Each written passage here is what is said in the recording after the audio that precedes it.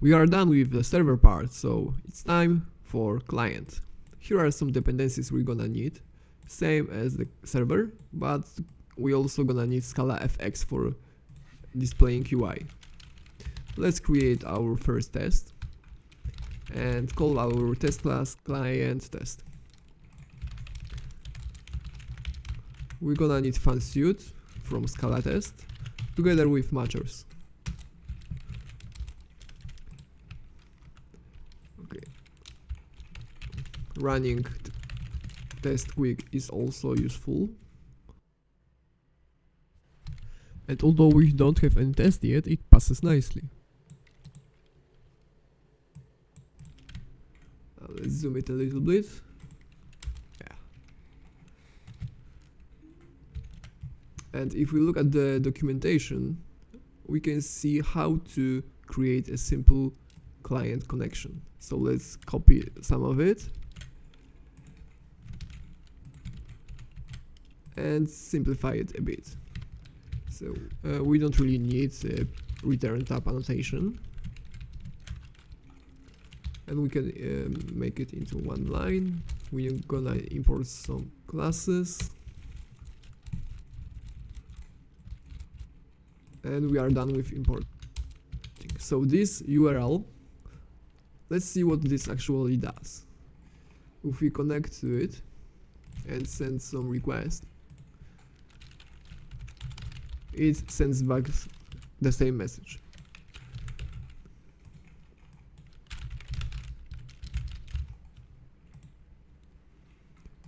So the way we can test it is just to expect that once we send a message, it's going to respond with the same one. So by creating a test sync probe, we can easily verify it.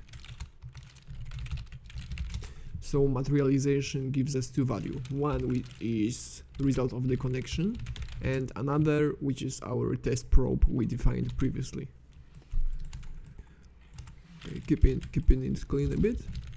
So the test probe, when we request one message, because we sent one, and when we pull one, it should then probably be equal to something like hello world, which is exactly the same message. First, let's print it to make sure, and then we're gonna make some assertions. This is just a simple smoke test to test whether we can connect to more or less reliable services just before we start to test our own server. We're gonna also need implicit values, of course, for actor system and actor materializer. And it should pass now. Yes, it passes. Now we can delete the print and convert it to assertion. Let's copy that message, and we expect that this is what we're gonna get. And it passes. So now that we know how to test connection to any server, let's test our own service. So we can create a new test. We can cut the code we've written previously and paste it here. And the first thing we're gonna do is actually run our server. So let's go ahead and do that.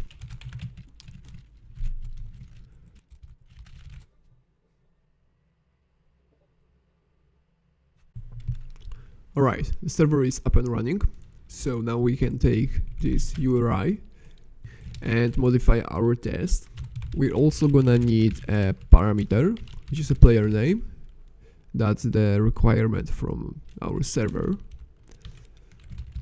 The first thing we should test is that when we send nothing, absolutely nothing, so source empty, then we should still get a message, because as far as you remember, on the successful connection, the server emits a message informing clients that the new client has connected. So we expect that we get a message, and let's now just print it. As you can see, the test passes and the message is printed. So now we can take it, copy and paste it in our assertion.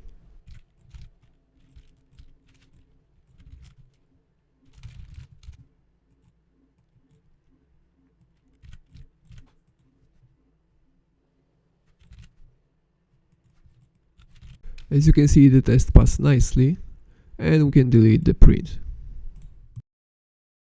We've already tested that we can connect to the server. Now let's test that we should be able to move player by sending it simple messages like up, down, left, right. We're gonna decouple things a bit and create a new class called client, which takes a player name as a parameter.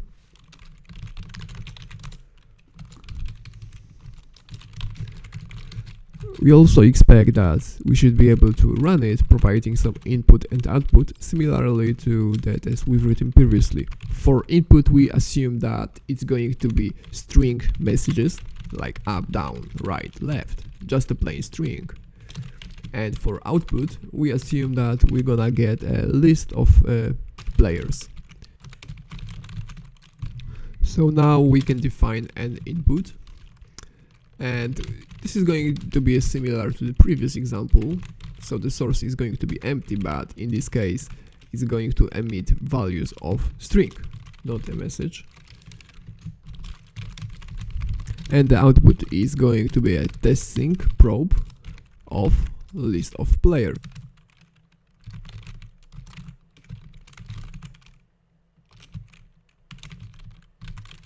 But we don't have a class player, so let's create it. If you remember from previous sections, the player consisted of name and position. We don't have position either, so let's create it too.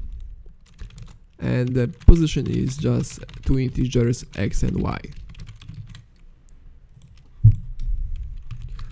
Now that we define the input and an output, we can create a method. So it's going to take input as a source and output as a sink. We can make it a little bit more generic by parameterizing the materialization value of source and sink. So source materialization type is M1 and the sink materialization type is M2. For now, let's just delete the return type. It should compile now.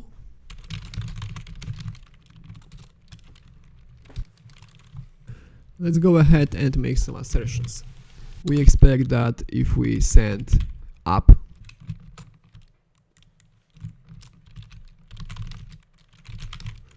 so far we don't have an actor to do that, and request one message, we get a list of players with only one player in initial position of 0, 0. And maybe we can add the movement later. As you can see, we don't have any test probe, so somehow the run method should generate it. And this is exactly what we need the materialization value for. So if you remember what we talked about a few minutes ago, the result of running our stream was WebSocket result together with source materialization result and sink materialization result. So in this case it's going to be M1 as a source materialization result, NE as the WebSocket result which we don't care about, and M2 which is a sink materialization result. So let's bind it. First we have a sink result, let's call it input materialization. Result, we don't care about it for now, and output materialization, which is just our test sink probe. The way we implement run method is very similar to the first test we've written, so let's just copy that here, and we don't need the value, we're just gonna return the result, change it to input, and now we need to somehow map the string to the text message, because WebSocket flow requires text message, but the input stream we get is a string, so we can easily wrap it in text message. String message is going to be a direction like up, down, left, right. Next thing, we have a WebSocket flow which returns a WebSocket message, but we actually need a list of players. We can deserialize it, and we're gonna do it similarly like in the server side.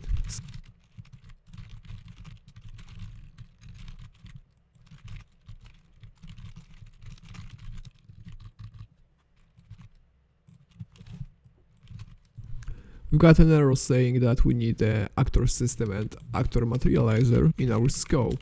So let's just add it to the constructor parameter.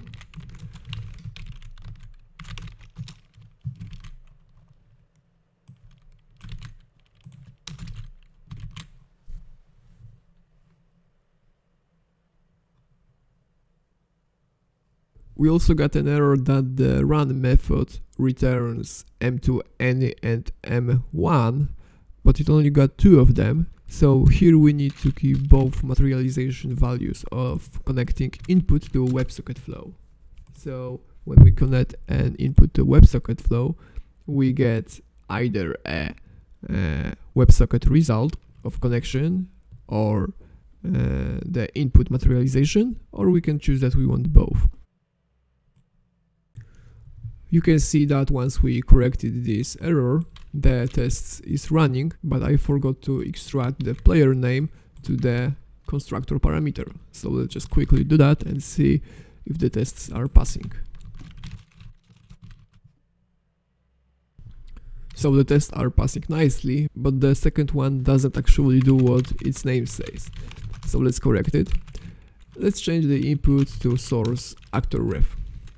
And this actor is going to be emitted by the run method, just a materialization of input stream. We also need to provide it with the buffer size and overflow strategy.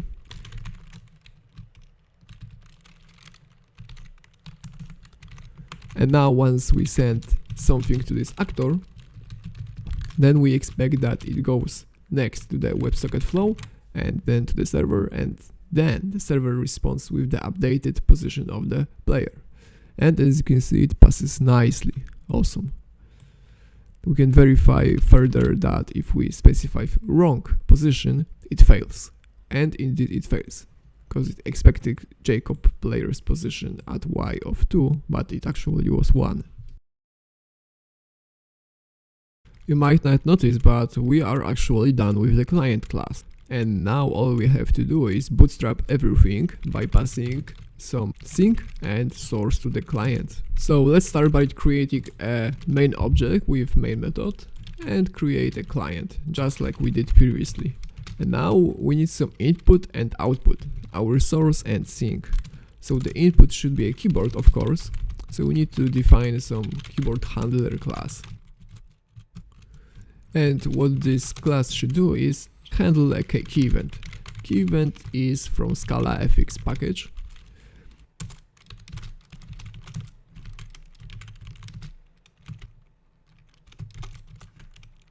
In case we get key out up, we need to emit up event. But where do we send it? We don't have any actor yet, so we need to somehow pass it to keyboard handler. We'll take care about passing in a moment, but now let's just define it as a constructor parameter and name it something like keyboard event receiver. And on every key which we are interested in, we send appropriate message to the receiver. Next thing we need is the display. So something that is going to receive events from the server and display prayers on the screen. So let's create a class. I'm gonna paste some UI specific code because it is pretty boring. It uses Scala fx, and here we have a new sync which has a player list, and once there is some new event in the sync, new stack panel, which is just this circle representing player, is created. It has a radius of some value, there is some text, there is a color, and it is added to the panel. The panel is just a game area.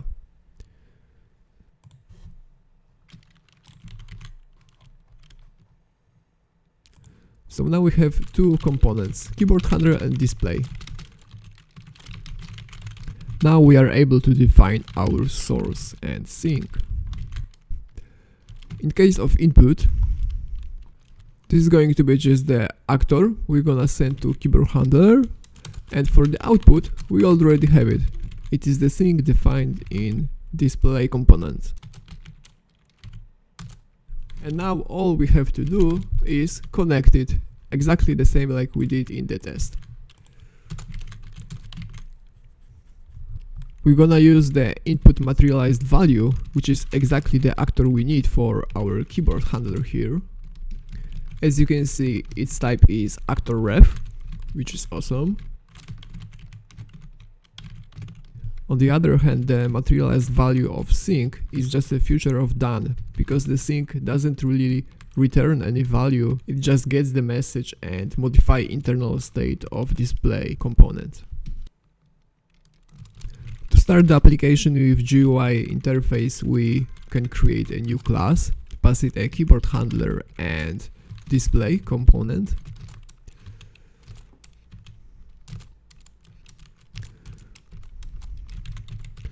And this is just going to be a JFX app, which is Java FX standard for starting UI applications. Here we are defining a new stage and assigning some title to it. Let's name this application a client. Then we need to create a scene which consists of content, and the content is exactly what the display component provides us with. We also gonna need to handle key events, and we have an external class just for it. So for onKey pressed, we're just going to use this class.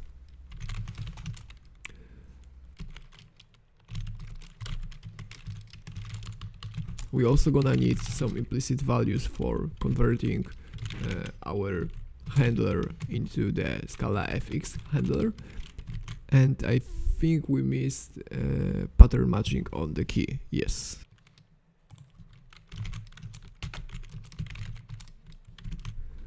After all this work, I think we can run our application.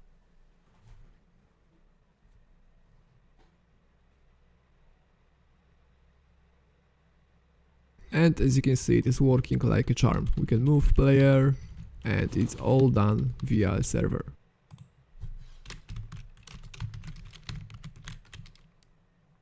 One thing we can change here is add a functionality to provide our name. We're gonna do it by simply passing it via a console. With this new feature we can run two separate clients and connect to the server. So let's run the first one, provide our name, and the client started, connected to the server, nice. Let's start another one, provide our name,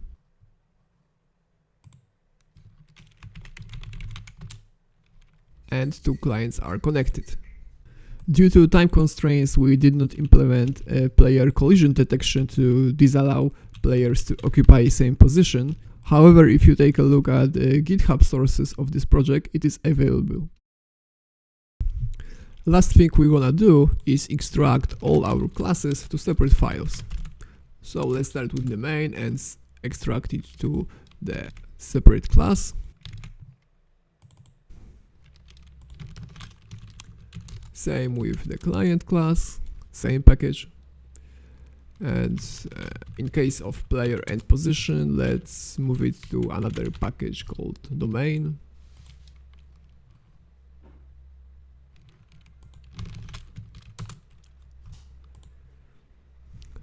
Keyboard handler and all UI specific classes should be moved to GUI package.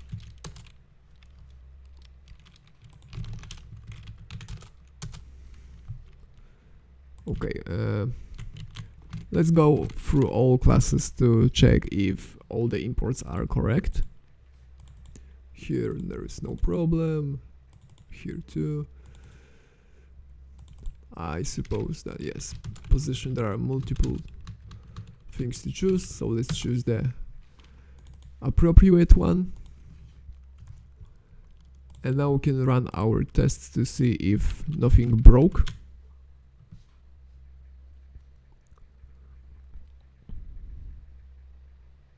And they all pass. Finally, we can run our application.